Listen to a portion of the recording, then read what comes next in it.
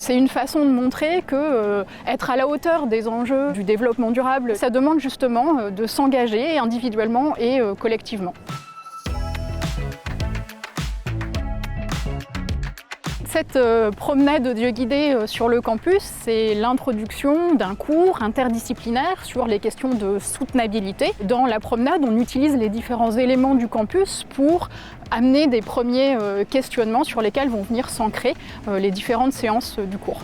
Dans leur ensemble, les transformations réalisées dans les bâtiments représentent un tiers de la consommation d'énergie, donc de transformation, en France.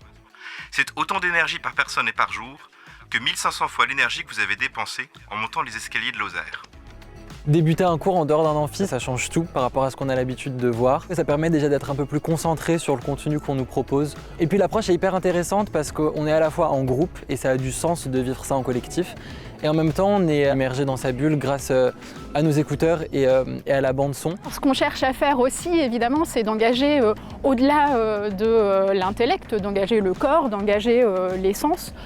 C'est une façon de montrer que être à la hauteur des enjeux du développement durable, ça demande justement de s'engager individuellement et collectivement. Globalement, j'ai adoré justement, c'est plus percutant parce que le message qu'on nous transmet, on a le temps d'y réfléchir en marchant. Les enjeux de développement durable, c'est à la fois de l'économie, du climat, de la biodiversité, de l'énergie. C'est pour ça qu'on s'est mis à 8. On était tous conscients de l'importance du problème et du besoin de le traiter par une approche interdisciplinaire. Je ne savais pas trop à quoi m'attendre et c'est vraiment une bonne surprise que d'avoir ce format audio qui est vraiment bien fait, hyper diversifié. On démarre avec un côté un peu histoire, après on passe à de la chimie, puis à nouveau des notions économiques, de la biologie, il y a des interviews.